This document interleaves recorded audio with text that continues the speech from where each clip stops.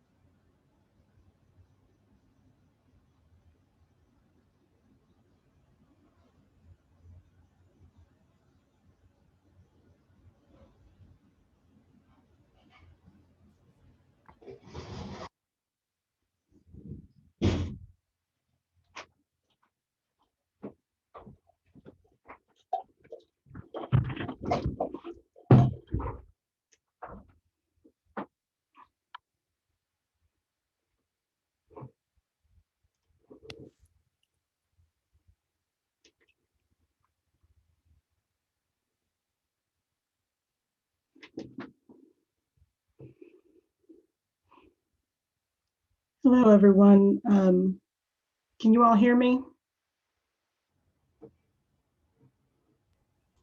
Yes, we can hear you. Okay, thank you. We'll wait a couple more minutes to see if anyone else joins, and then we'll get started.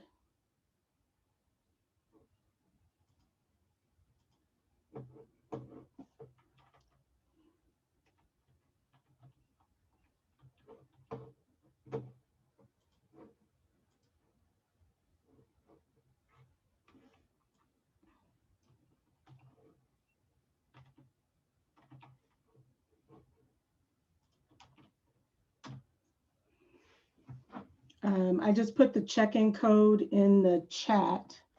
So if people are needing the check-in code, it's in the chat.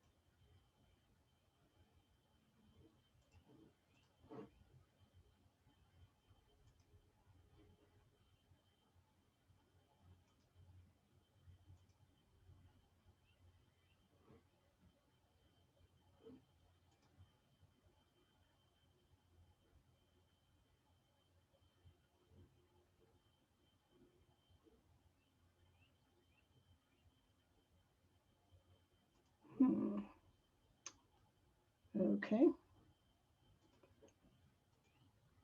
I was trying to share a file with you all, but it's not letting me do it.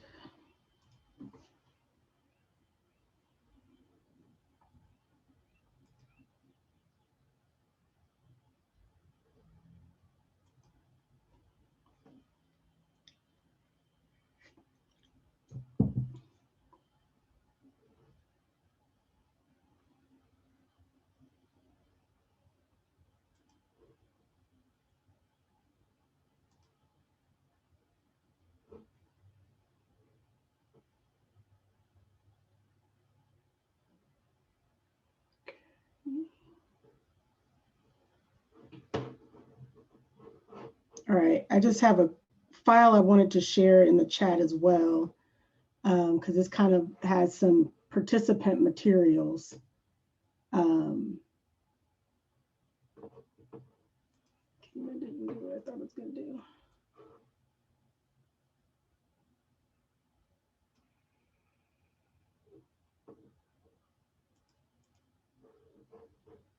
Okay.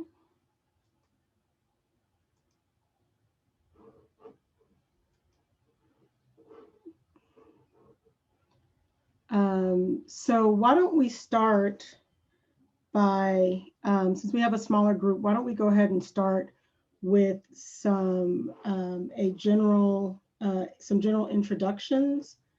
And what I was hoping to do is have each person share what their name is, what their current placement is, what year they are in the league, and then what you hope to get out of this training about microaggression. So can we start with Kelsey? Hi, I'm Kelsey. I am currently on the action team this year. It's my second active year. And I think mostly what I'm hoping to get out of this is just kind of increased awareness and hearing essentially everything you have to say about the topic. Okay. Thanks. How about Molly? Hey, I'm Molly. This is I think it's my third active year this year. And I'm currently on the Empower to Succeed committee.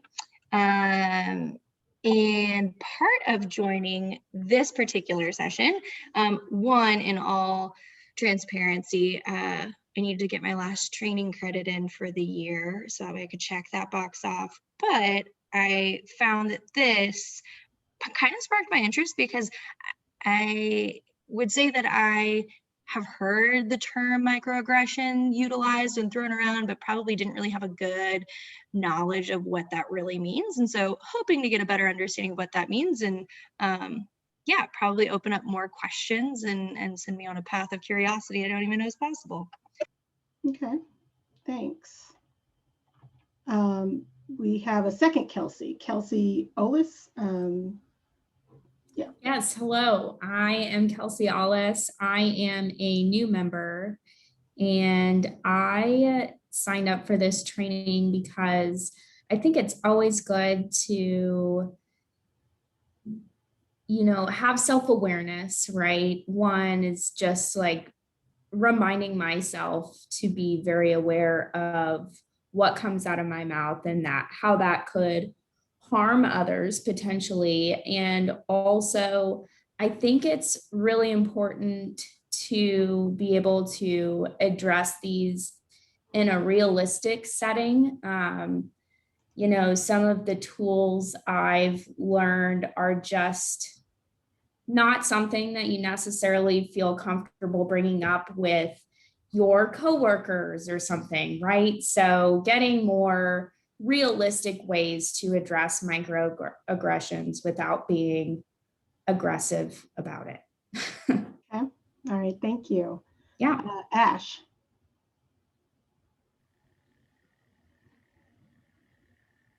Sorry.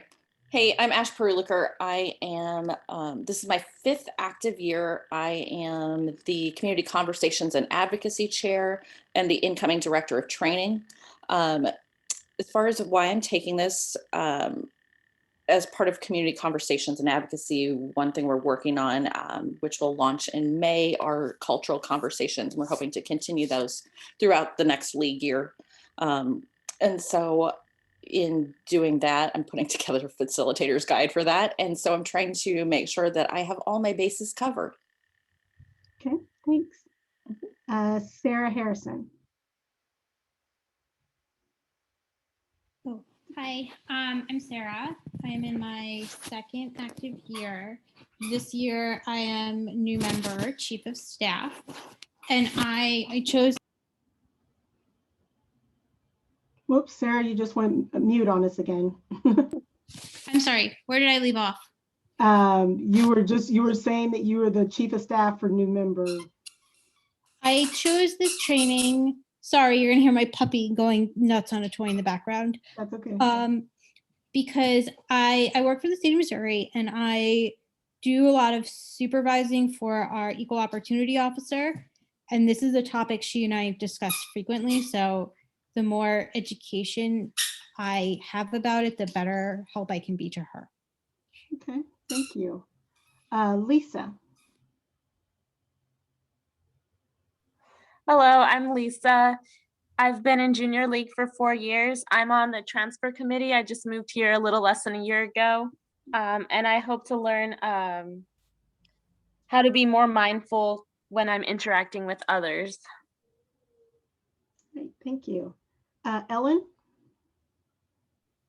Hi, I'm Ellen. This is my 4th active year. I'm on the Connections Committee and I'm just hoping for increased awareness and education. All right, thank you. And Kathy.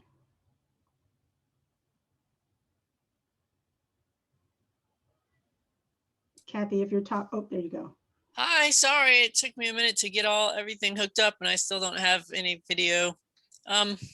I guess I've been in junior league maybe 3 active years now. And I don't know what the other question was. I was just asking what you hope to get out of this training. Oh, I like to learn, I guess, specifically more about microaggression. I looked it up on the internet and saw what the internet had to say, but I, would like to hear more. Okay. All right, great. So my name is Monica Curls. I'm your facilitator today. This is my 5th active year with the League. My placement this year is Director of Diversity and Inclusion, and kind of continuing with that, I'll also be the Director of Diversity, Equity, and Conclusion Committee next year, which was just made a new standing committee for the Junior League. I'm here facilitating this training. This was actually a training that was designed by AJLI, which is the Association of Junior Leagues International. That's our parent organization. I thought it was a great training and a great opportunity to share with others what microaggressions are. I think we have seen, some mention of it in the news and things of that nature. I think some people have experienced it either in their workplace or even in the league. And so just wanted an opportunity to kind of share what that means and how that can impact people. So I have placed in the chat a file that's called Addressing Microaggressions Participant Materials. And it just kind of goes over the beginning of this, which starts talking about what is a microaggression and those kind of things. I'll also be sharing a PowerPoint that also has some of that information in it as well. But I wanted to make sure that you all had it first. One, so that you can reflect on it as we're going through some of the different exercises, but also so you can have it as a resource after the fact. So if people want to download that, but I'll go ahead and share. I'm going to go ahead and share one part of this. Let me get to my share.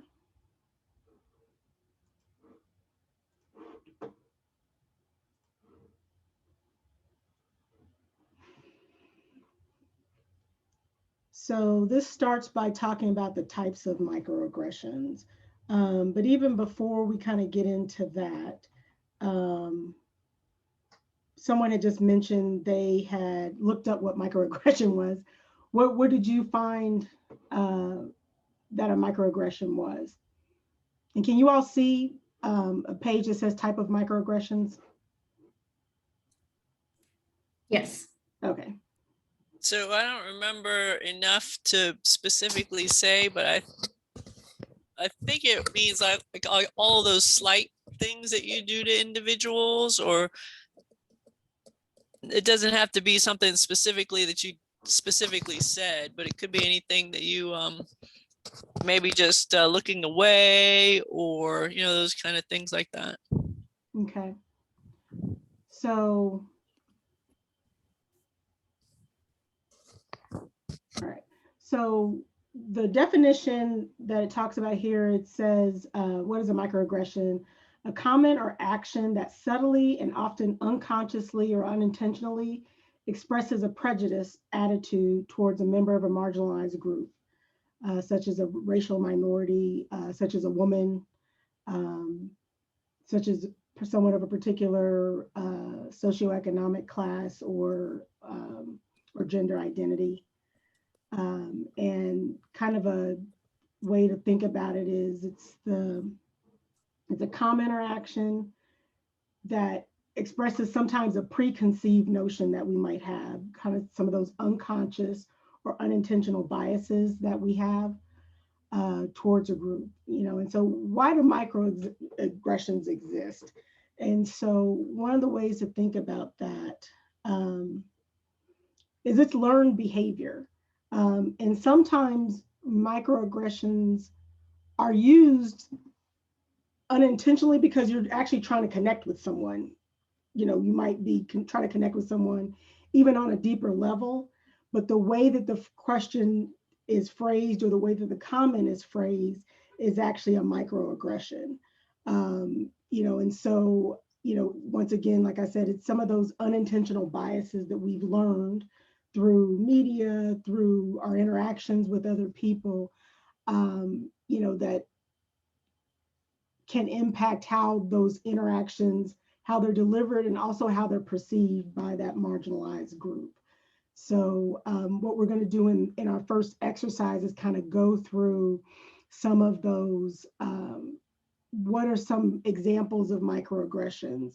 And then hopefully once we kind of show those examples, that will help you to maybe make some equivocations as far as what are some microaggressions you may have received, been the recipient of, but also what are some of the microaggressions you may have kind of put upon others as well. So, these norms, perpetuate the contrasting systems of power and privilege, and, between the people with the privilege and the disadvantaged people. This particular training was kind of geared more towards the microaggressions as it relates to racial microaggressions. But like I said, these are also very easily also applicable to women, because we are very much, as women, we are also a marginalized group. Kind of a women-focused microaggression might be when someone automatically asks you, well, are you married? Do you have children? And if you don't have children, oh, that's too bad. The microaggression of that, because it's implying that you as a woman not having children is somehow a lower position to be in. Like somehow you're at a disadvantage now as a woman because you don't have children. That's kind of what would be an example of a microaggression that is often experienced by women. But like I said, a lot of these examples that are going to be in the exercise that we're going to do next are more geared towards some of the other marginalized group. It doesn't specifically highlight women, but some of the other marginalized groups around racial, gender identity, and religion in particular. So types of microaggressions. One is called a micro assault. So that's an intentional action intended to cause harm. Those are more overt and explicit examples of discrimination. So, and the example that they provide here, and this may be something that has been experienced by league members. Some of the assumptions that some of the areas where we are conducting some of our volunteer opportunities, assuming that it's a ghetto because you feel unsafe to go there, even though you haven't necessarily been there yet, but making some assumptions about the location just because of the general area that it's in. Micro insults are more unintentional, but also insensitive and dismissive ideas about one's identity or culture. And I know this happens a lot, particularly in the news. Has been talking a lot about the Asian American and Pacific Islander communities that have kind of been the target. And I'll even admit this is one that I did, like when I was starting at college. I was meeting a lot of different people from all over the world. I was in a program that was specifically geared towards international students. So whenever I met someone, I'd ask, "Hey, where are you from?" And I remember my friend Elsie said she was from New York. And I was like, "Okay, well, where are you really from? Like, where are your parents from? Where are your people from?"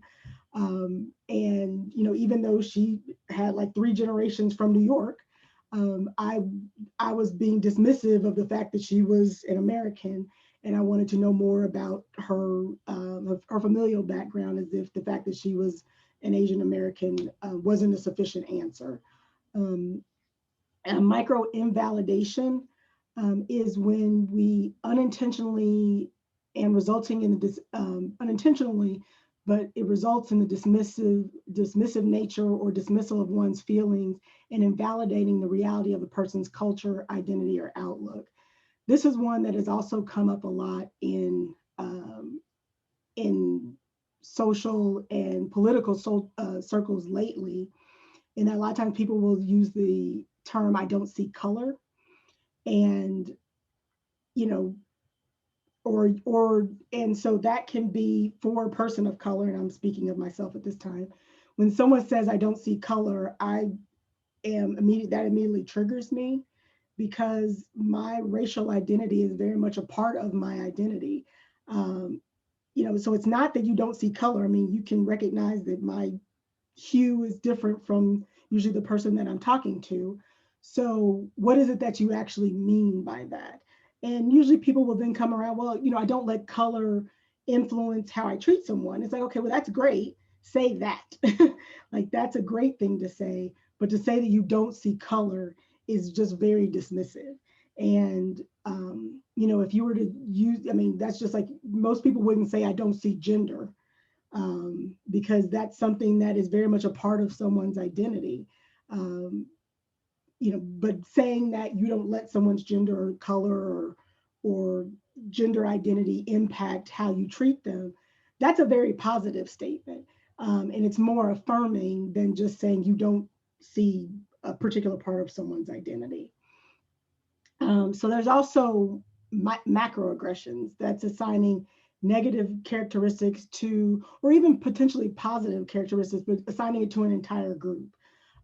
So, we had a presidential candidate say, that, Mexicans were drug dealers, or, that they, they're criminals and they're bringing the criminal element to the United States. Kind of those overarching sweeping statements related to one particular disenfranchised or marginalized group is what we would call a macroaggression. So some of the things that have been used to address some of these large scale systemic inequities that are just exemplified by some of the microaggressions. Here it talks about affirmative action as being one of those things. I don't want to really go into that a lot, but I do want to talk about equity and equality, because that's something I think is very poignant. And some of you may have seen the graphic that showed there as it relates to equality, being everyone gets the exact same, which sounds like it would be the right thing to do, but it ignores where people are starting from. So, if someone's, if we're talking about socioeconomic differences, if someone's a millionaire and someone's making $7.35 an hour, which I think is the current minimum wage, if we're having a program where they're giving out money, it wouldn't make sense to be giving the millionaire the same amount of money we're giving the person who's making minimum wage, because their experience is going to be different. Their needs are very different. So equity really calls for giving what is needed to put everybody on a level playing field. So obviously we don't necessarily give everybody $1 million so we're at the level of the $1 million person, but it's recognizing that the person who's a millionaire might not have the same needs as someone who's on, making minimum wage, and looking for ways to create more fairness and just distribution of what those government resources might be around that particular issue. So these are also in the sheet, that was in the chat. So if we're not going to go into this anymore, but if people have any other questions or anything about it, we can definitely talk about it later. I want to go ahead and share the PowerPoint presentation.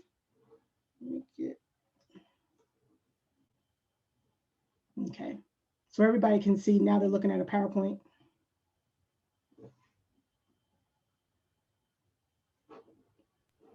Yeah, we can see it. Okay, thank you. So microaggressions in our midst. So hopefully by the end of this session, and we've started some of this already, we want to be able to identify microaggressions, reflect on how they can modify, how we can modify questions and comments in ways that are less reflective of the existing stereotypes and assumptions and beliefs that we might hold and biases that we might hold. And then explore ways to respond when someone displays microaggression. So some of the ground rules that we want to start with. So first, when we do get some opportunities to share, just ask that everybody, speak, at once. Don't talk over people. This is a safe space. We're in, consider this Vegas. What happens here stays here.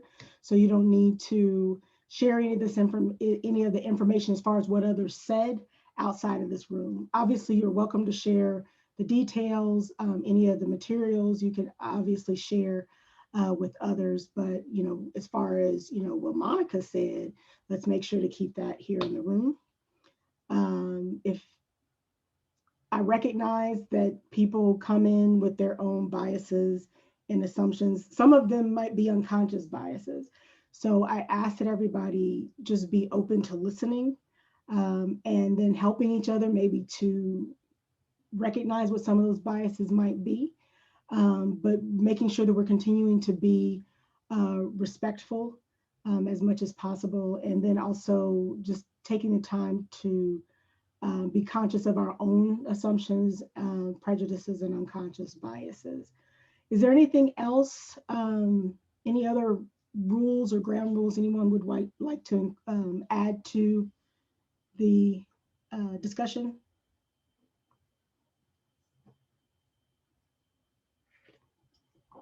Okay, so let's go ahead to the next slide. So what we have here is going to be a collection of different, hold on, I need to do something real quick, sorry. So what we have here is a collection of some of the different potential microaggressions, specific statements that we have with people. Hold on, I'm just moving this out of the way. Okay.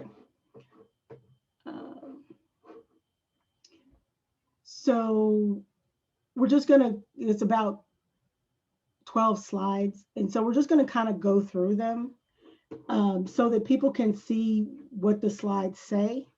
And I want you to just take an opportunity to think about how it might feel from the position of the person indicating the microaggression. And so that's something that either has been said to them or a microaggression that has been perpetrated upon them. And there's going to be several of them. I'm not going to ask you to speak on each one. I'm just going to kind of go through them.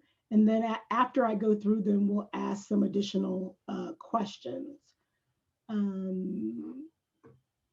So this one talks about the limited representation of my race in your classroom does not make me the voice of all Black people.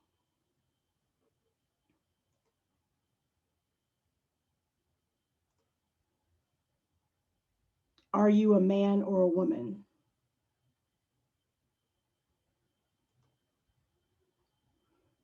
You don't speak Spanish?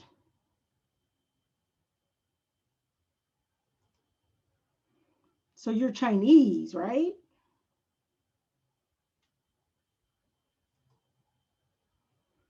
You are so beautiful for a trans girl.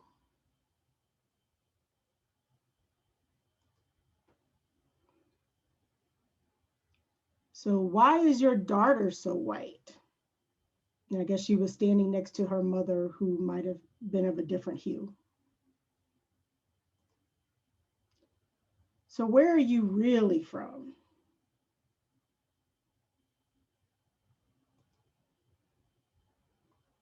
So when are you gonna really transition?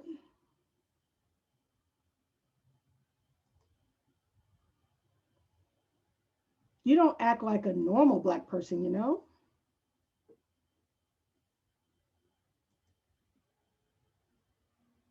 Have you ever had real sex?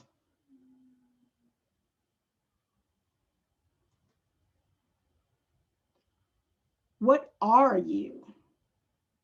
And her response was human. Being biracial doesn't make me a what?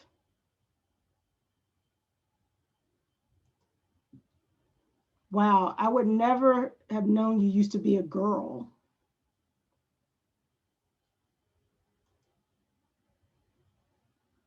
You're really pretty for a dark-skinned girl.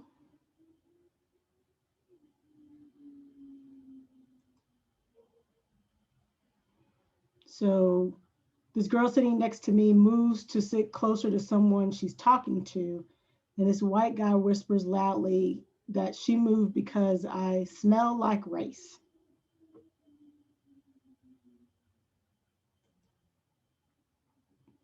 I'm not being homophobic, you're just being too sensitive.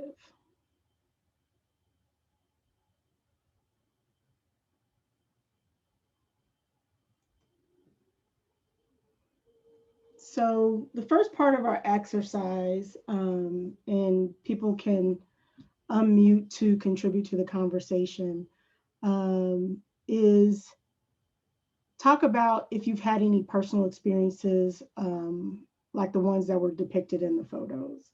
Have you had any experience where someone may have used a microaggression towards you as a woman or as a marginalized group? And your example may be different from the ones that were, it might not be associated with the marginalized groups that were represented in the examples, but you may still have been a victim of a microaggression. Is anybody, if you're comfortable sharing, is anybody willing to share something that they may have experienced that would be a microaggression? Hey, Monica, it's Ash. So I feel like this one has been, so I've always been hit with microaggressions since I was a kid. But one of the obvious ones, obviously, is where are you from? What's it like to have grown up? What's it like to live there? First of all, I identify as Indian American. I was born and raised in this country. I have been to India, of course. A lot of my family still lives there, but I'm more American than I am Indian to some extent. And a lot of that has to do with the fact that I grew up in a small town, but I always get that. And then it's always, when I say I'm from St. Louis, it always turns around and it's like, no, but where are you really from? And then in some cases, if it's somebody that's, you know, in those cases, I feel like it's maybe you're trying to get to know me, but then a lot of times it turns into go back to where you came from. I would, for example, I was walking my dogs. This was actually either Friday or Saturday. And I was speaking to a contact in Italy. And I was speaking in Italian. And this woman walks past me and she's like, you should learn to speak the language. I was born and raised here. I speak the language just fine, thank you. But in fact, I speak 5 languages. Maybe you should try learning something other than English. I mean, granted, I didn't say that because I'm a little bit nicer than that usually. But at the same time, it makes you feel a certain way. It makes you feel like you don't belong here. It's very exclusionary. I've also had people ask me to help them fix when something is wrong with their phone or their computer. Like, well, you're Asian, you should know how to do this. No, actually, I don't. I'm pretty crappy at technology, let's be honest. So yeah, I can't fix your phone. I can't fix your computer. I'm going to tell you what every IT person tells you at the first, when you first ask them to, like, reboot it and see what happens. After that, I know nothing. So, but yeah, it's hard to deal with that sometimes. And it's very difficult. I think sometimes I know some people, and we always within this organization especially talk about assuming positive intent. But sometimes that intent is not actually there. And so when somebody also then tells you to assume positive intent, I take it as another microaggression because you now are minimizing my feelings too about how this situation happened and what was said. Yeah. And that's what one of those slides was. It's like, no, I'm not being homophobic. You're just being sensitive. Yep. Had that one happen a bunch of times too. I'm like, that's completely racist. Yeah. Like, and it comes from a lot of people. it's like, you should understand how I feel. I'm like, well, but I can't understand how you feel. Or I mean, there's several other things that I could bring up, but I mean, those are just some of the bigger ones. Okay. Anyone else? Thank you, Ash. Yep. Is there anyone else who's able to share any time that they may have experienced a microaggression or may have just even witnessed a microaggression happening and maybe didn't even realize it at the time? Yeah, hi, this is Kelsey. I, in college, was an engineering major, and I had somebody in my class point blank say that they were shocked that I was so smart and that I was getting better grades than them because I was a girl and I was cute and I was like completely speechless by them telling me this. I was like, what in the world? And I mean, this has happened in a lot of my classes, but it's still shocking every time I hear it. And it happens to me at work as well. People are shocked that the young girl's coming in and helping them with their job. And yeah. I get discredited just because of the way I look. Yeah. So, and I would imagine, particularly in the engineering field, and I've worked I'm not an engineer, but I've worked in the field for about 10 years now. And I would imagine not only you being a woman, but being a young woman, being an attractive woman, you're going to be hit with a lot of different microaggressions from all sides, I would imagine, because that's such a male dominated field. Definitely. One time I had an internship and somebody was telling me how that they think women belong in the home. And that is not even a microaggression. I was like, whoa, dude. Cool. I'm gonna head out here. Yeah. Thank you for sharing. Is there anyone else who has experienced or, like I said, may have witnessed a microaggression? And sure, I've got one. I am 4'10" and blonde and very pale. I'm also Jewish, and when people find this out, they always tell me that I don't look like a Jew. So I always ask them, what should a Jew look like? I'm maybe not as nice as I could be about it. And I ask them what the parameters of that are. Should I act a certain way? Should I speak a certain way? Should my hair be a certain, what about my nose? Like, I maybe can be nicer, but I think that is it's similar, I think, to Ash's example your experience where people have a certain expectation of you that isn't necessarily accurate or fair. Mm-hmm. And I think, kind of going back to Ash's example, the being able to work computers and phones, some people might see that as a positive microaggression, but what it is it's very limiting. And, apparently Ash is only supposed to be working in this very specific field, doing these, limited number of things.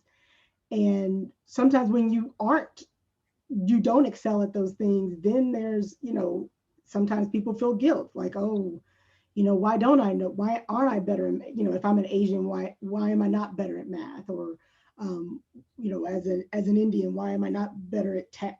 Or whatever those assumptions are, they're limiting and kind of put you in a very small box and limit how much you can really contribute. And limits what people's expectations are of you as well. Thank you for sharing that, Sarah. Was there anyone else who has had an experience? Can I follow up on that too? Yeah, please. A little bit. So the other thing I get is like, so it's either you own a convenience store, you're a doctor, you're an engineer, or, obviously I'm not any one of those things. I'm actually a wardrobe stylist. I remember having an argument with a guy, and he just told me that Asians are not creative. I also have a degree in interior design and architecture. Like, so Asians aren't creative. I'm like, I actually have an art degree. So how are Asians not creative? Like, because he's playing off that stereotype, right? That we're more science and techie and we can't possibly be creative. And then the other thing that happens is, even as an Asian, is, we suffer from that model minority myth. So when I speak up for myself, it's like I'm not allowed to, because that's not what Asians do. We don't say anything about anything. So like, yeah, but I'm an Asian who was born and raised here, educated in the same public school system as a lot of the people that now say these things to me.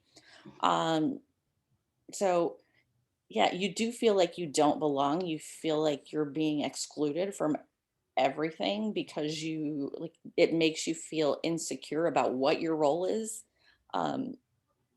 in society. So it is tough sometimes.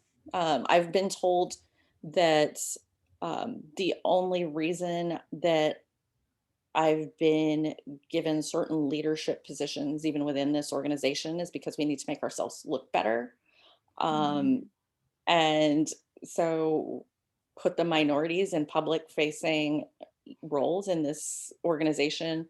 And that's it, it's it makes you feel very excluded. And that even although you bring a lot of things to the table and that in your head, when you have those other voices coming at you all the time, you kind of somewhat start to believe it. Yeah. And that kind of brings up, one of the things they talk about that is specifically very challenging with people of color and just people from marginalized groups, is the notion of imposter syndrome. And that's an idea that, despite whatever your qualifications are or experience, you'll be in settings where you don't feel like you belong. And I think it's particularly acute for some of these marginalized groups, because a lot of times their exclusion has been codified. Them not belonging in those spaces, is tradition. A lot of times you may be the first of that, whatever that marginalized group is in that space, and the space hasn't been designed for you to be there. And so, in addition to microaggressions, you have these, sometimes laws and regulations and traditions that also, enforce that exclusion, and make it even harder to deal with these microaggressions, which a lot of times are just reinforcing those existing, systems that were already excluding you. So thank you for sharing that, Ash. Any other examples of people having experience of having experienced a microaggression? So I can tell you, I'm doing fairly well in my organization. But I know that we have a lot. My organization is just packed with microaggression, especially here in Fort Leavenworth. I work on Fort Leavenworth. So on Fort Leavenworth, it's traditionally an officer installation, an officer base, and officers in the military, especially in the higher ranks, and even in the civilian service working with the government, they tend to be men. And the positions, a lot of the hiring panel criteria are directed at jobs that men have traditionally filled. And they'll just say, well, you got to get up there. You got to do these things. Well, that men have been doing them. So you're just using that as an excuse. You know, or you could say, well, we can't recruit a certain individual because we're here in the Midwest. Well, you know what? When we were in DC, we paid for people to move out there. You're not paying for people to move out there. So that's another way that you're excluding, you know, a diverse population, and you're just using the history and the background in order to support your ideas and thoughts. And then I've heard them say the last person that they hired, who happened to be a guy, said, oh, well, I was really supported and endorsed, and everybody saw it happening. He was sent to these places that would put him in a position where he could get hired, but they aren't doing that with everyone. They're doing that with select individuals. They can justify it however they like. And that's what he said in his, you know, thank you. You know, I was sent to all these places. I got all these, you know, special treatment. And he's not afraid to say that. You know, and it's just something that's built into our system, and nobody wants to do anything about it. And they're all just saying, well, they're all benefiting from it, so they don't want to do anything about it. Yeah. And they get angry at you if you raise a voice about it. They're like, well, the pipeline, it's the pipeline. We can't get anyone to fill those positions. So yeah. And that's, you know, it's interesting, like you're talking about hiring and advancement. You know, statistics show that, you know, white men in particular are generally hired for their potential, whereas women and people of color are generally hired for their experience. So they're willing to say, okay, well, I just like his attitude, so I'll have him come in, even though he's not as experienced in this, you know, but someone else has to have exactly the experience they're looking for, you know, have exactly the education and have to fill all the boxes. Whereas, and this is all based on statistics. Statistically, you know, men aren't held to those same standards. You know, they see their potential or see them having the right, you know, attitude. And a lot of times that's enough to give them, you know, hiring opportunities and advancement opportunities as well. So, anyone else want to share? Thank you for sharing that, Kathy.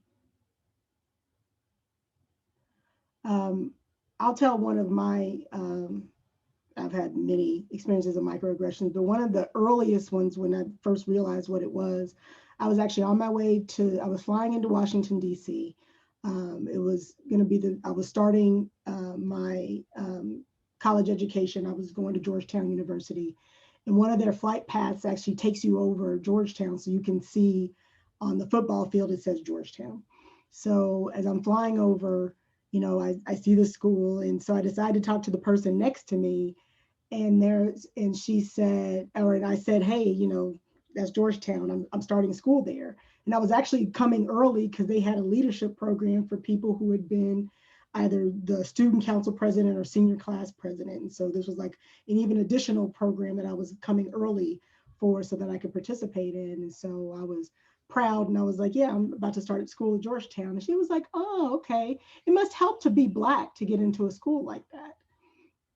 And of course, like, I'm shocked. I mean, like, because I'm sitting here oozing with pride and, you know, completely became deflated. And so I said, well, it helps to be good, and didn't say anything else to her. But once again, you know, all of the accomplishments and all the things I did to get to that place were immediately kind of dismissed because she saw that I had a dark face. And so it must be that that's how I got in. It had nothing to do with my abilities and what I had demonstrated in high school and what would eventually demonstrate in college. The fact that I was Black was the only reason I had gotten into Georgetown. And so, yeah, so I don't talk to people on planes that much anymore, you know, because, you know, you never know. And I know that's bad to like dismiss all people on a plane ride based on that experience, but that was a very transformative experience at a very early time, you know, kind of, you know, a very pivotal moment as far as my impressions. And, you know, to have someone dismiss so much of my accomplishments just based on my color was, yeah, it was very dismissive and demoralizing. So thank you all for sharing. I appreciate that. So going on to the next piece, and I kind of talked about this a little bit before. You know, no one is perfect, so there are times that we have all also been the perpetrators of some of these stereotypes. So, you know, if you're comfortable, are you willing to talk about an experience where you were the perpetrator of a microaggression? And I gave the example earlier about my friend who was her family's from Hong Kong, so she's Chinese. She has China origins and family that were in China and Hong Kong, but she was multiple generations from New York. So, and only later in my, you know, I guess, awareness as it relates to diversity, equity, inclusion, did I recognize that something like that was a microaggression. I think another thing that I tended to do would be around LGBTQ people, you know, really insisting that they had to tell me whether or not they were gay. You know, well, I need to know, you need to come out, you know, I need to know. And this, you know, that's, I don't force that on any heterosexuals because I assume everybody's heterosexual until they tell me different, which isn't really, I mean, that's a microaggression. Why is heterosexuality the norm? Why is that the standard? You know, I should be willing to recognize that there's a lot of different, you know, sexual orientations, and all of them are welcome. But that's not always that's not what they necessarily teach in society. There are some religions that are very negative towards homosexuality in particular.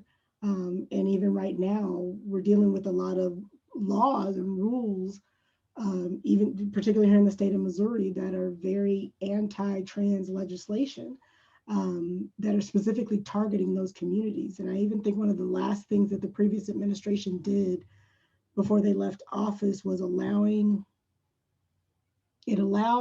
people to refuse any medical treatment to a trans person. So like even if a transgender person was shot, you could refuse to treat them because they were transgender. And, you know, I'm not sure what them being transgender would impact, like why they should be allowed to die because they happen to be transgender. But I mean, that's even codified. So, you know, when you have those kind of laws, it's very easy to see how there would be microaggressions, you know, targeting that particular group. So if anyone else is comfortable and willing to share, would you describe a time that you may have been the perpetrator of a microaggression? And then, you know, how you felt about that and when you might have realized that how you presented that question or statement was wrong. So I'll tell you one that I did, and I'm not sure that it qualifies, but you can tell me. At one time, we used to reorganize the students and we would mix them up. And I mixed up the groups, and we tend to put them opposite personalities together. So you'll put a really loud person with a really quiet person, and a really aggressive person with a kind of timid person. And they would sit in groups of 4 or 5. And one time I mixed up the groups and I put all of the Black, I'm assuming that's a correct vocabulary, all of the Black students at one table. But I had not thought about their race when I was mixing them up. And I think the students knew because they were watching for me to come in the room. So as I walked in the room, I noticed that table like immediately as soon as I started approaching the door, because I could see it from where my approach was. And one of the students immediately got up and met me like at the door, and we talked about it. And I'm like, oh my God, I didn't mean to do that. I was like, should I mix it up again? And he said, no, we'll just leave it be, and we'll see how it plays out. probably I should have, because I only spoke to that one student and I assumed he spoke to everyone else. I probably should have brought it up to the whole class and let the whole class know that I did not intend to do that, that I had not considered race when I broke the tables up, or I would have, maybe mixed them up a little even more diversely. I mean, I'd only considered their personality types, whether they were loud and outspoken, whether they were really aggressive with their ideas. And I don't know how it came out like that, but it never came out like that again. I don't know. I probably was considering race at that time from then on, but I definitely, I mean, I was probably considered a microaggression by the individuals that were in the room that saw it happen.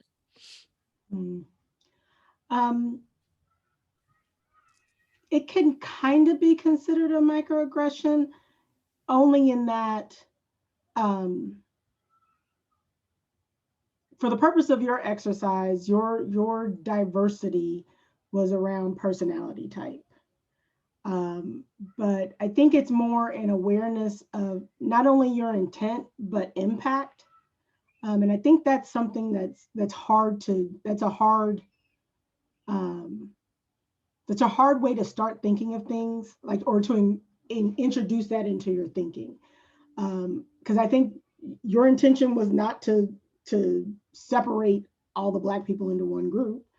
But the impact of that as it related to everyone else in the class, and even to some of the students who were in the group, was that we're being siloed together. And sometimes that can have a different impact. So I think it's more of an awareness that, when we start talking about diversity, what that might look like, not only to yourself, what it might look like to others. But I mean, that's definitely not necessarily a bad it's not, I think it was probably a bit of a microaggression, but it was definitely unintentional.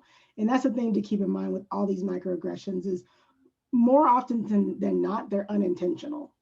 Like, we just happen to do something where the impact on the person, that it's being perpetrated against happens to be a microaggression. That doesn't mean that we aren't responsible for making sure that doesn't happen in the future, but it's not a time to beat yourself up because you did something unintentionally. It's just a matter of recognizing that and figuring out how to move forward.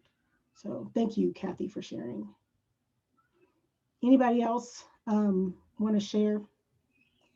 I have one. This obviously not the first time I've witnessed something like this, especially when it's been happening to you yourself, like your entire life. But I will say that I think this was in January, so just a couple of months ago.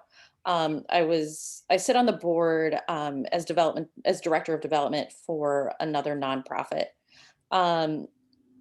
And we were interviewing a new board member. So after this, the interviewee got off or left the room, one of the board members asked if he was gay. My response to that was, I'm not really sure, or actually not that I'm not really sure. I'm like, I don't know. I'm like, this doesn't matter. What does it matter what his sexual orientation is? What matters is whether or not we think he can do the job. This would be his first board position. I'd be more concerned about that than I would be about his sexual orientation, because that has no effect on his ability to do the job. So yeah. So I did get some pushback. They're like, well, but this is, I'm like, yeah, but it doesn't matter. I'm like, you realize you also voted me in just a couple of months ago too. And I'm the first person of color to sit on your board. So why not also, if he is gay, then who cares? That's, if he wants to disclose that to you, that's up to him, but it's not up to us to center our conversation on whether or not he is.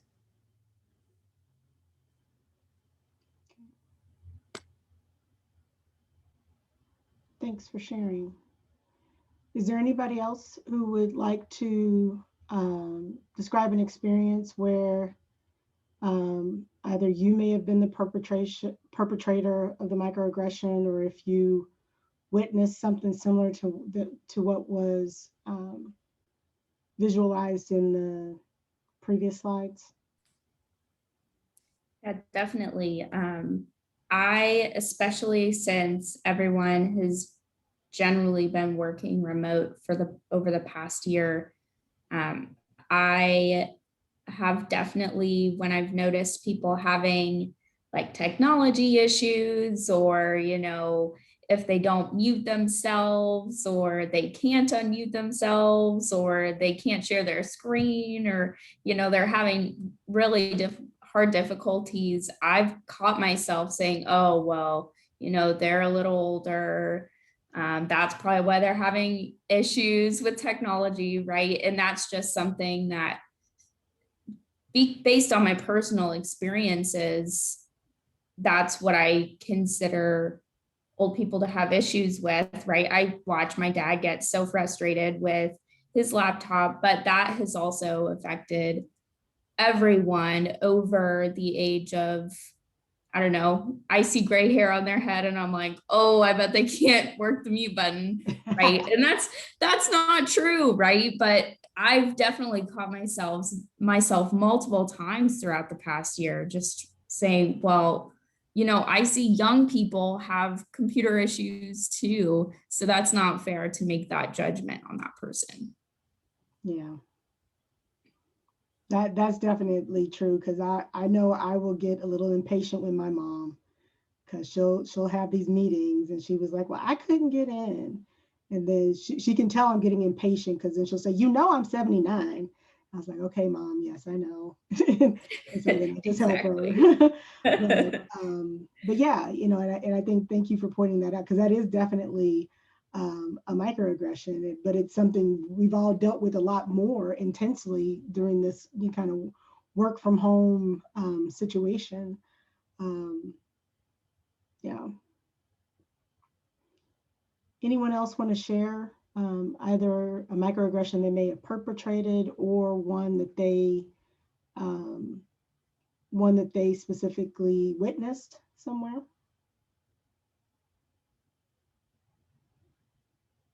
Okay. So then the next question is really, what do we do? What do we do about it? And hopefully one of the underlying themes that you may have recognized back when we first talked about the definitions, but even now, as we've gone through kind of concrete examples, one of the main elements to a microaggression is an assumption. Either an assumption that we made about the person based upon whatever group they're part of. Since they're old, they're not going to understand technology. Since they're Asian, they are going to understand technology. Since they're a woman, they're not deserving of advancement in the military. Since they're a pretty young woman, they're not worthy of advancement in the engineering field. All those microaggressions start with an underlying assumption about whatever group the person's a member of, and even making assumptions about what group they may be a part of based on their behaviors or attributes. When they asked if the guy was gay, like, I'm not sure how he, was it how he carried himself, was something about his behavior. They went ahead and had a whole conversation about whether or not this guy was gay, notwithstanding that it didn't have anything to do with him having that placement on the board. But also, why are you making assumptions about his sexual orientation anyway? All those microaggressions start with some underlying assumption that is being made. And so, when we start talking about how do you counter microaggressions, I think the first thing we have to start looking at is, what are we making assumptions about? And how do we break that cycle of making those assumptions? it's not necessarily appropriate for us to make those assumptions. And then how do we start getting out of the habit of doing that? You know, having a stereotype about a group really was done, you know, historically we did it out of laziness. I don't want to necessarily have to get to know you individually. So let me make some assumptions based on whatever group you're in. So as an African American, let me make these assumptions about you. And as a woman, let me make these assumptions about you. Let me, you know, and so that way we can cut down on the effort. And I'm just going to assume that you're going to behave or do certain things based on the group that you're in.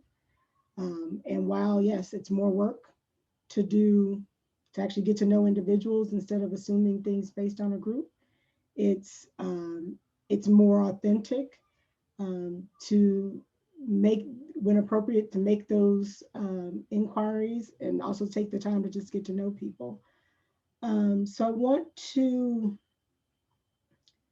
I'm looking at a couple of, have you ever thought about how microaggressions, and we've kind of talked about it already, how microaggressions impact the person? I think we've talked about how they impact the person who the microaggression is being perpetrated upon.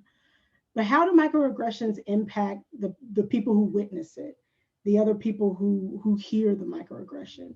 What are some thoughts about how the bystander is impacted by witnessing a microaggression?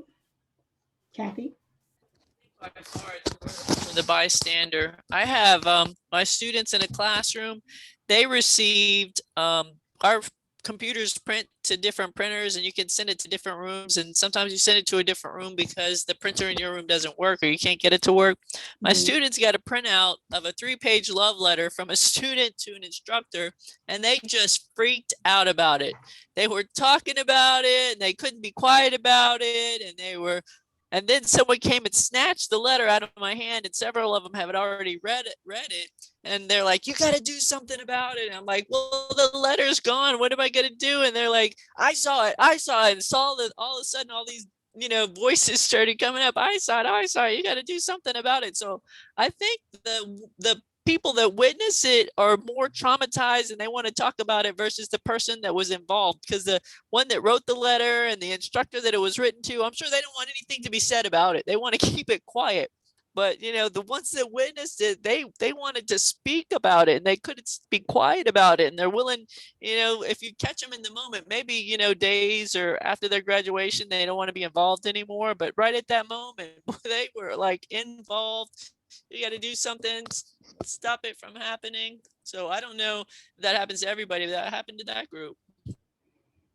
So were the instructor and the student of the same gender? Or I guess I'm trying to understand why they had an issue with the letter. I think it's because it seems like it's an issue where there's a student instructor relationship that shouldn't be going on. And then I feel like they're considering do I need to protect that person? Is it going to happen to me? Okay. So yeah, and they might have, I don't know if age was an issue, or I don't know how stringent things are in the military as it relates to student instructor relationships either, but that can definitely be a reaction to the bystander, is if they either recognize it as a microaggression, or even if they don't, they want to talk about it. They want to get engaged in whatever that whatever has been said. Anyone else have any other thoughts as far as what how bystanders are impacted by microaggressions? Ash? Yeah, so this happened to me when I was, I think it was either 5th or 6th grade. I had a kid in my class who, Asian Americans, or Asians in general, also suffer from some over fetishization. So this kid in my class used to ask me out all the time, talk about me wrapping my legs around him and blah, blah, blah, blah, blah, right? Mhm. So as this was going on, this is 5th or 6th grade. I never even had a boyfriend until my senior year of high school. Mhm. But in this case, it seemed like people started to believe that this was how I was and this is who I was. And so they kind of fell in line because, this guy said it, so then it must be the truth, especially, this guy's a white guy and she's a brown female.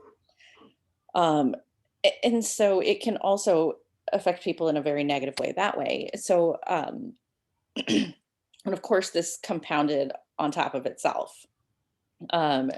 And for whatever reason, even though, I'd never dated anybody, of course, never slept with anybody either at that point. And frankly, not even until, again, high school or college. I was still being labeled as a slut. Even though by all accounts, not by all accounts, I had never done anything. Like, I didn't even kiss a boy until my senior year of high school. So, I mean, come on, what could I have been doing? But people bought into that narrative. Mhm. Yeah. So once those microaggressions are out there, then it's easier for people to believe them. And that becomes the assumptions that they make for a whole group based on what started as a microaggression of one person. And as you unfortunately experienced it, that painted your experience and how people viewed you. So that's very much how microaggressions can be carried on by those bystanders. Anyone else want to share how they think that microaggressions impact the person who witnesses them, the bystander?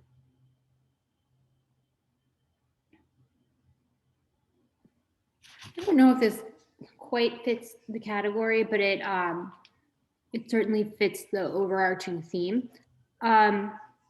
So we moved into our house last week, and over the weekend, 2 men showed up at my door unannounced, saying they were with the contractor and they needed to do something in my attic. And I believed them, but I wanted to verify. So I texted the contractor and asked the gentlemen their names. And the contractor had no idea they were going to be there and asked me if they were Black. And I was very uncomfortable because I didn't like, either they were supposed to be there or they weren't. It has nothing to do with their race. But I was sheepish and I just answered him that yes, they were. And I spoke to him and it's like, okay, well, he says, you guys, there were strangers at my door. Like, I'm sorry that I was nervous. I just had no idea people from the company were coming. And at the end, when they were done, one of them came up to me and was like, thank you for being so cool about it. You never know what you're going to get with a homeowner. This could have gone very differently. And I felt like he was just like, thank you for not, I don't quite know the words, but I felt bad because I think he was expecting someone to be racist or cruel to him. And I really just wasn't expecting anyone in my home. But these situations are challenging and I should have been better in the moment with the contractor and said something like, I don't really think the race matters. The fact, whether or not someone shows up to my home unannounced. So. Yeah. And I think sometimes there is a fear of describing someone by their race. Because I think there's been a lot of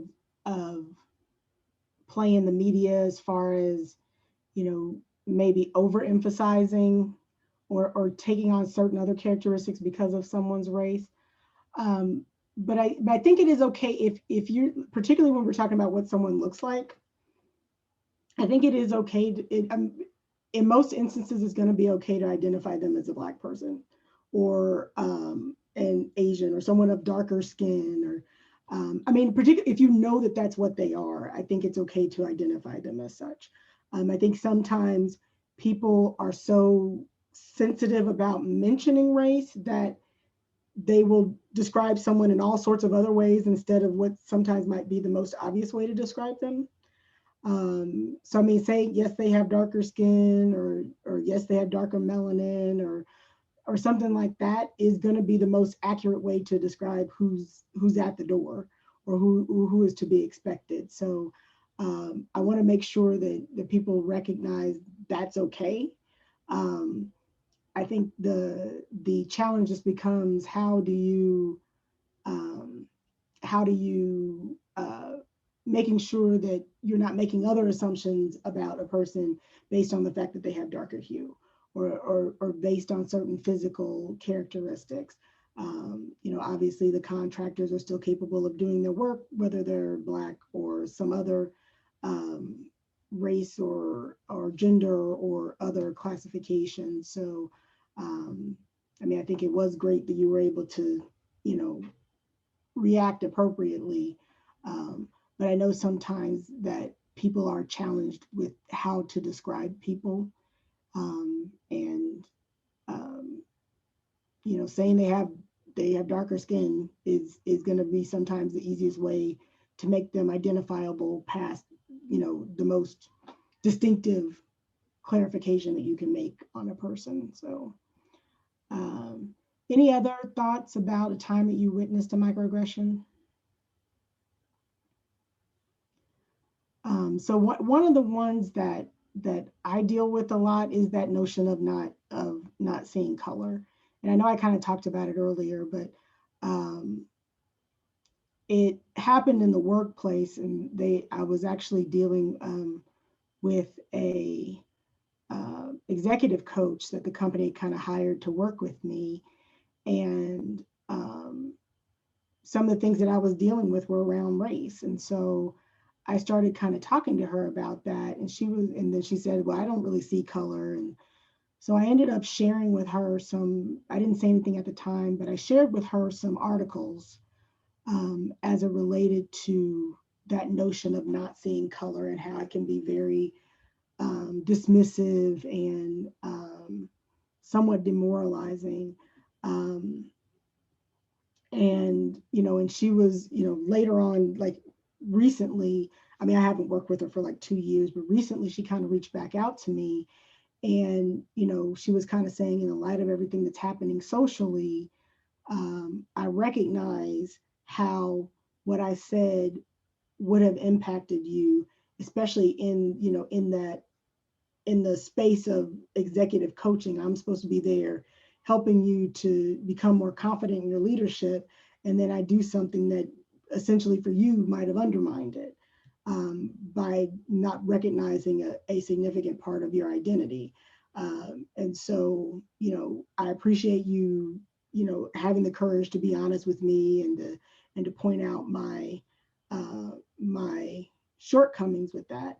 And so, you know, I think you also have the opportunity as far as how bystanders think, you know, depending on if they're open to receiving new information or a new perspective, then it's an opportunity for that bystander to learn and grow as well. Like I said, sometimes you also have to, they have to be in that headspace to accept it, because the other reaction is easily being defensive. A lot of times, even if you weren't necessarily the aggressor, you know, you will sometimes see people defending their position. Well, I knew this one guy who, you know, was Black and he was aggressive. So, you know, as if to substantiate whatever the assumption that's being made through the microaggression, sometimes those bystanders join in and help to reinforce it, you know, kind of adding their own prejudices to the conversation. So, you know, I think you have a wide range of potential reactions to people who are witnessing it. But I think regardless of how they react, they are also impacted by witnessing those microaggressions. So not only are you dealing with the reactions of the person who said it, the person who is perpetrated against, but it's impacting anyone who witnesses it as well. So before we go on to my next discussion point, were there any other comments just about anything that I've talked about?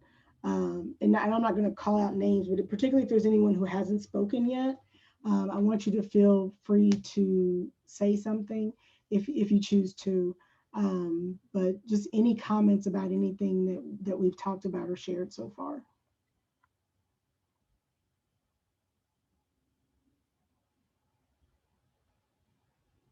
Okay.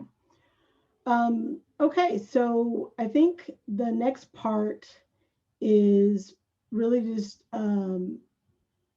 start thinking about it in the context of the junior league.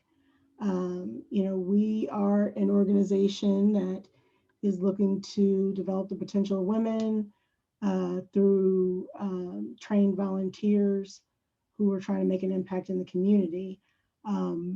But we are also, regardless of our intentions, we are also very capable of microaggressions amongst each other, and then also potentially when engaging with some of the members of the community we interact with, both as service providers and service recipients. So has anyone specifically witnessed something within the league? And I think Ash gave an example earlier as related to leadership. But anybody have any other examples of maybe where you witnessed or were perpetrator of or recipient of a microaggression related to your interactions within the league?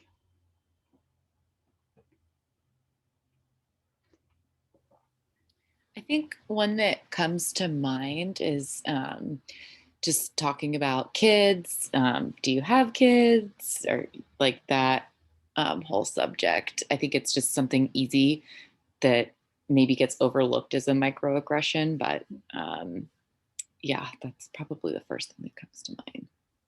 Yeah, and that's definitely something that happens among, I mean, I think sometimes people use kids as kind of a point of connection. Right. And, you know, but if you're one of the people who don't have kids, and I'm one of those people who don't have kids, it can be very isolating. You know, when people are having those, you know, kind of assuming that, okay, you're of a certain age, you should have some kids. Right. And when you don't, you know, that can feel kind of isolating. So I definitely appreciate that, you sharing that point of view, because I understand that one. So I kind of wanted to say something to that too. I think my second year in the league, I was triple placed, and I had so many people ask me, like, don't you have a family? Like, I mean, I got a dog. So, and you know, I have my dad, who lives a couple hours away. I have a brother. They're like, no, are you married? Do you have kids? I'm like, yeah, not unless they're furry and have 4 legs. No. They're like, oh, well, that's why you have the time to do all of these things.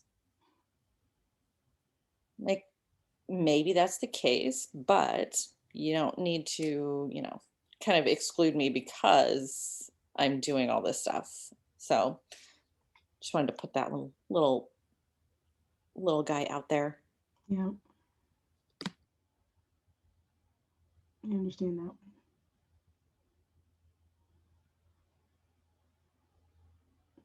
Any other thoughts about microaggressions that either league members are perpetrating amongst each other, or that we might have as we're interacting with people in the community?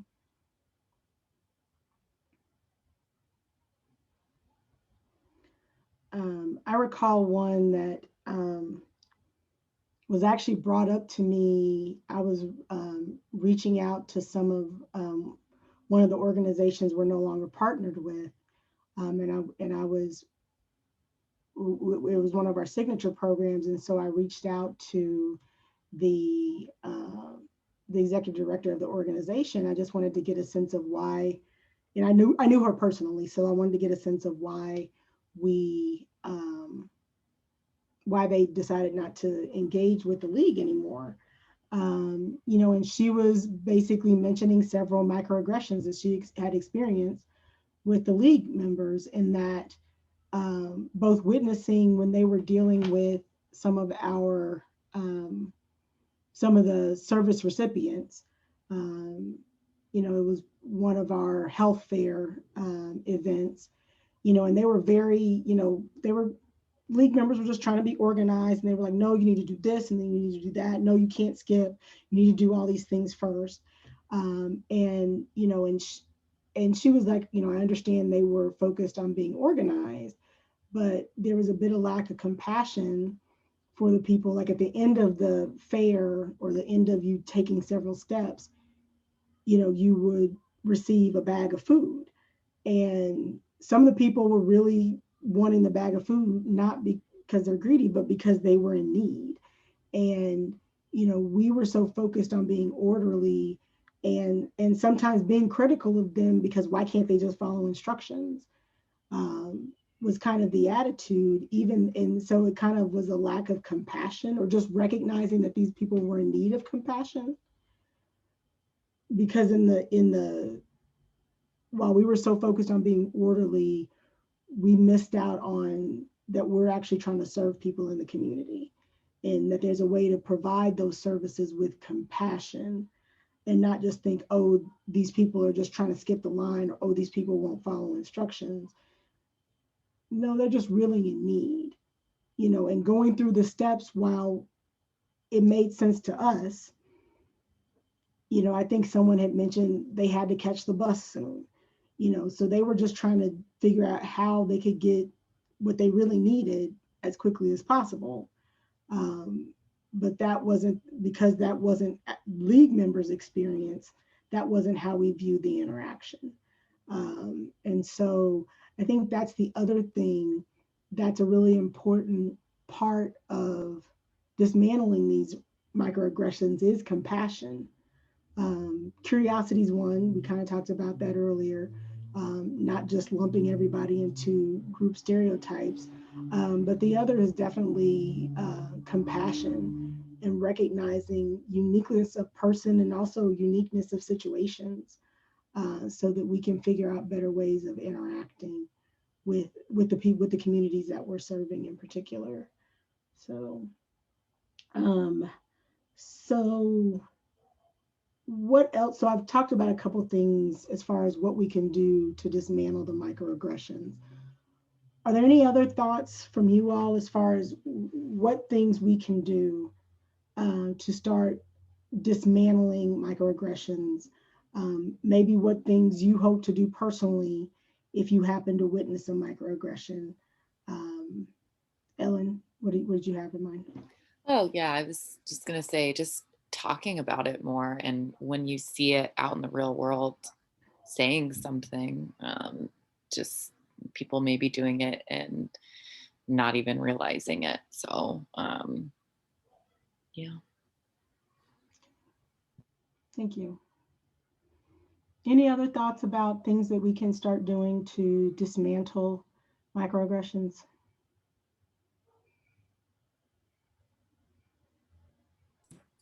I think self-awareness is a huge part, just recognizing microaggressions when they come out of your own mouth. And I really liked, I think it was Sarah's example earlier about how some people would say she doesn't look Jewish. And then she would say, well, what does a Jewish person look like? Right? Just asking like a very candid, yet a question of almost challenging, well, why? What do you mean by that? And I think that is a way to get people thinking about it. And there's, tactful ways to go about asking them questions about their microaggression. But I really like that strategy of like, well, enlighten me here. What does a Jewish person look like? Yeah. Yeah, that's very true. Any other thoughts? Maybe some things you plan on doing to dismantle microaggressions? Kathy? So I can tell you, I got a text message as part of a group text. I told you I work mostly with men. Mhm. Well, it kind of insinuated that they were going to start sending some inappropriate messages. So I just reminded them, that I was on the line, and I sent them something that maybe could have got me in trouble also. I was like, I had this student, it was a guy student, and he talked about being groped by this really elderly woman. You want to talk about that? And I knew that that would be an unappealing conversation for them, but it would make my point that they don't want to talk about that. I don't want to talk about this other thing that they're texting about, but just reminding them that I'm on the line and maybe getting them to reconsider, why are they talking to their coworkers about something like this? Yeah. Yeah, I think there was recently some news about some members of Congress who were exchanging some similar types of texts related to their female conquests or something like that. And so obviously those text group chats didn't have any women on it. And so they felt free to have those conversations. But, maybe that's also part of the way to address it is having more diverse environments also can help with addressing microaggressions because, then the person who you're perpetrating against is there.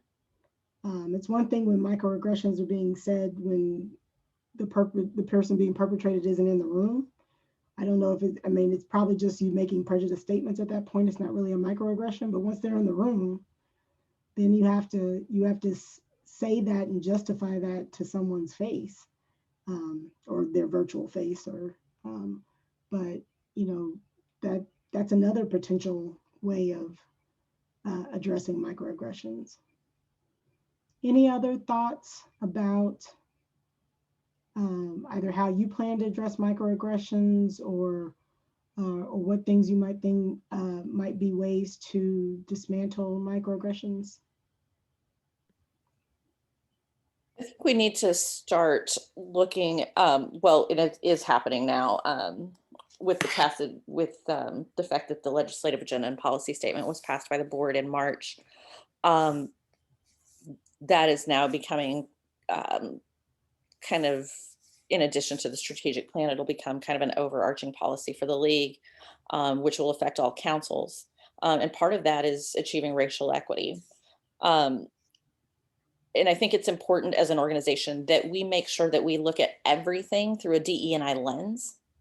For a long time, I've had concerns about a couple of signature programs that are set up around food and healthy living, and the fact that the kids that are participating in these plans also live in a food desert. So we send kids home with all these healthy foods to recreate the meals that they made in the class, but when it comes time for them to make those meals without that bag of food, how are they able to do that when there's not a grocery store?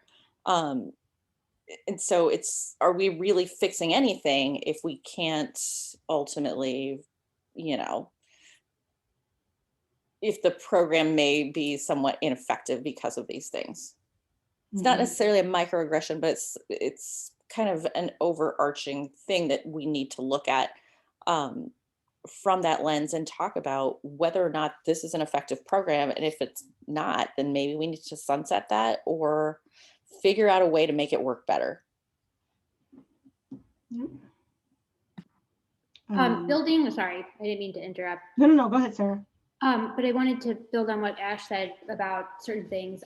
For the past 3 years, I've addressed that it's holiday mark, but it's really only Christmas, and there's never like any other vendors. So there could be a Judaica vendor or an African art or some, just something to add diversity. And every year they tell me to raise it next year. And I wholeheartedly agree about looking at everything through a diversity lens, through an ABAR lens, and all of that. I just want to put my 2 cents in that it should also include religious diversity. because every year I ask them, like, I will source you Judaica vendors if you let me. And every year they tell me that's a great idea for next year. And I explain, like, when you do story time with Santa in a, you know, secular organization, it's also problematic.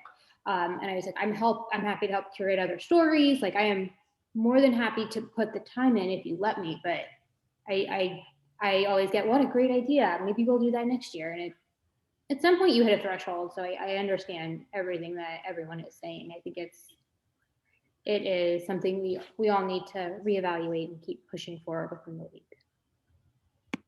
Yep. I think that's incredibly important. And I mean, that's definitely something that I hope to do as the chair of the director of the Diversity, Equity, and Inclusion committee next year. And I'll make a quick plug, you know, for anybody who's not placed as part of the placement process. So feel free to put it on there.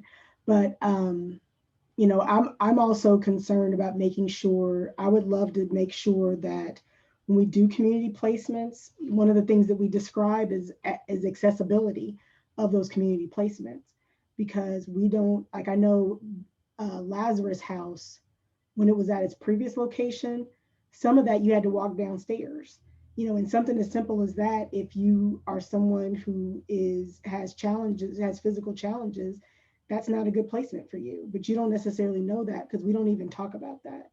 And I think it's also important to recognize just talking about it just raises the awareness so much more.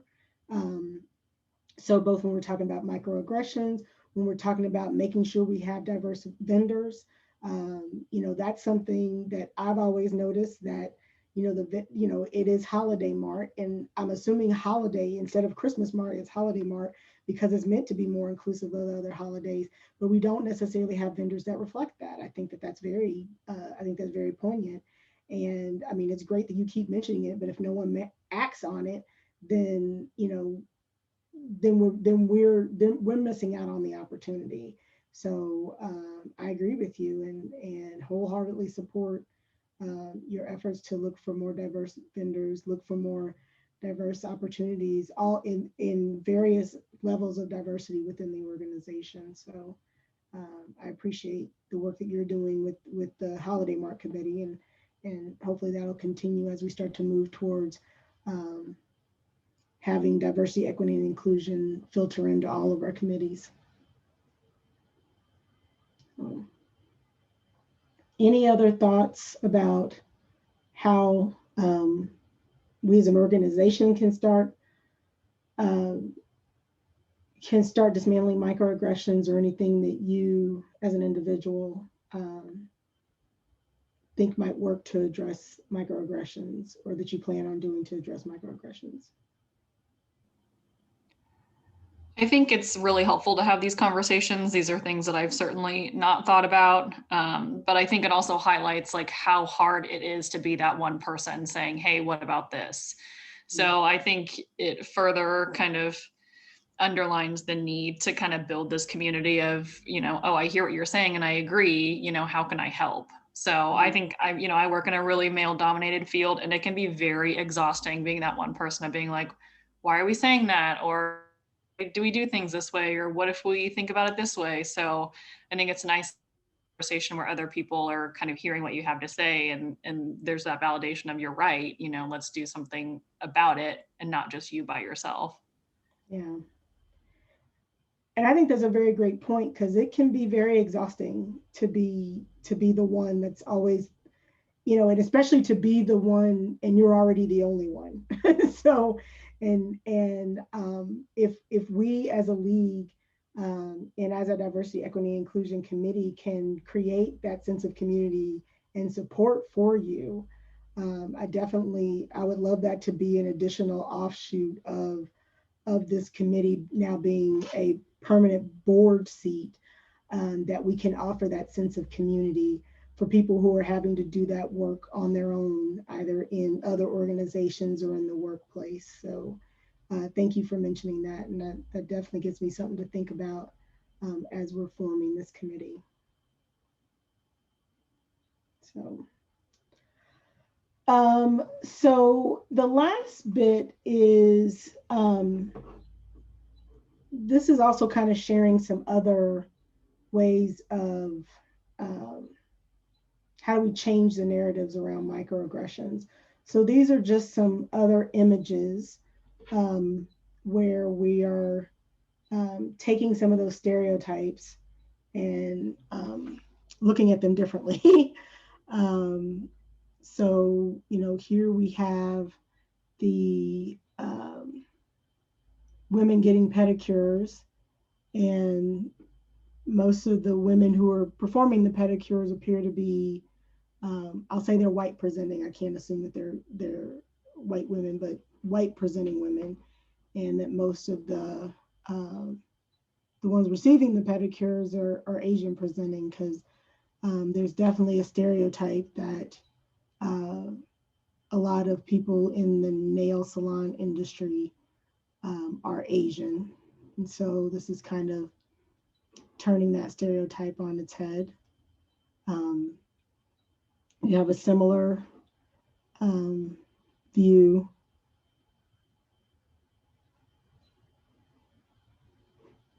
of what appears to be a person of color, you know, kind of being the one in a position of privilege. And a white presenting person is the one as the maid.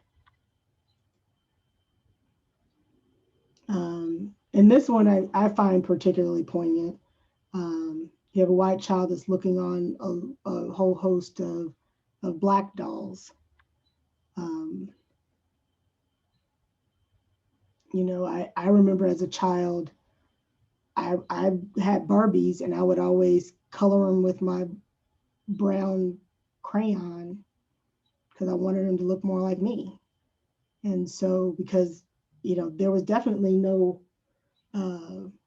Barbie doll, because I wanted Barbie brand, because that was the big brand, but there weren't any Barbie dolls when I was young that looked like me. So I would, you know, it would look like I was defacing the Barbie because crayon on plastic just didn't work.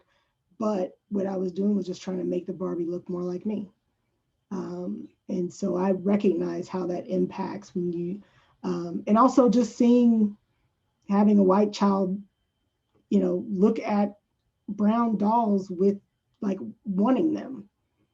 You know, so often brown dolls are considered less than. They're considered, like, I remember when Barbie first came out with a brown doll, it was like, for some reason it was smaller. Like, it wasn't as tall as Barbie. Like, it was like, even when they tried to do something, they minimalized the brown Barbie doll. I know now they've come out with a lot more diverse types of Barbie dolls, but, you know, I was wanting Barbie dolls back in the 80s, so I dated myself. But yeah, like, it's good to see in this picture how brown dolls are looked upon as desirable. So some of this we've already dealt with, as far as how does the microaggressions affect the league? What things will we do different when faced with microaggressions? Any other reflections on this whole presentation, or anything that we've specifically discussed?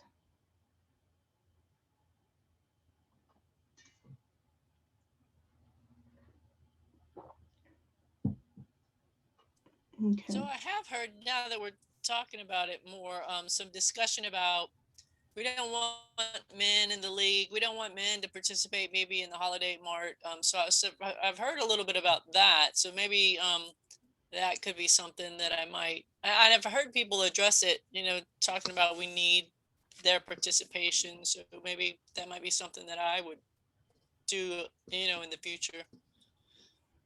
As far as promoting men to, when you say they can't participate in holiday mart, what did you mean by that? Just like I've heard discussions about, why would we want men in the holiday mart? Why do we want men in the league? You know, just things like that. Just negative associations of male men in general. So. Okay. Okay. what are some other kind of final thoughts on the training or on microaggressions or any other takeaways from?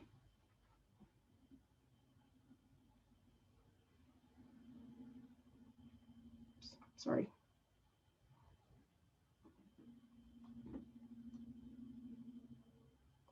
Okay. No other thoughts? Okay. So the last page is just different resources. So you can, and in the document I sent, the last page of that document includes these same resources. So you don't have to like write anything down or anything like that. 21 racial microaggressions you hear on a daily basis. Those were all those original photos with the people holding the signs. Those all came from that, which was on BuzzFeed. So if you wanted to show those to like a friend or something like that to get an understanding of, you know, maybe ask them how they felt about microaggressions, that's a good way of kind of bringing them into the exercise. Bystander intervention. So this is also an article that talks about what are some things that you can do as a bystander to counter microaggressions. Example of racial microaggressions. This is specifically from the University of Minnesota, that's specifically dealing with some of those microaggressions that are specifically lobbed towards people of color. Guide to responding to microaggressions. Once again, what are some things that we can do to when we witness microaggressions to counter them? So that's the guide to responding and how to respond. And then understanding implicit bias. This is where we start to understand where these assumptions are coming from, where those prejudices and where those assumptions are, what they're based in and where they're coming from. I would also recommend the book is called Bias. And I don't have it in front of me. Let me see if I can find it real quick. But that's also, I found a really good book that goes into a lot of, it's a very technical book, but I actually appreciate the technical nature of it because it's very helpful to kind of look at it from a more clinical perspective. Oops, stop. And so it's called Biased, Uncovering the Hidden Prejudice That Shapes What We See, Think, and Do. And it's by Dr. Jennifer Eberhardt. We read that book as part of the All League read this year. And so I think it was really good at kind of pointing out where those biases come from and how they impact so much of what we do. And so that's a good book around that, if that's something anyone wants to further look into. I'm happy to be a resource as much as I can. As the new chair of diversity, equity, inclusion for next year, this is going to be a big part of what I do during the league year. So if there's any way for me to be a resource or a help for you, I'm more than happy to do so. My email address is in the system, but it's just me@monicacurls.com, real easy. So if there's ever anything that I can do to help any of you, please let me know. Otherwise, I think we're about done. I'll give you back about 12 minutes of your evening. Thank you all for your participation. I really appreciate you joining us in this training, and I hope you all were happy with it. Feel free to let the training committee know if I did an okay job. If I didn't, I welcome any feedback. Otherwise, I'll go ahead and let everybody know and have a good evening. Thanks, Monica. All right. Thank you all. Take care. Free samples. Thanks, Monica. All right. Thank you. Take care.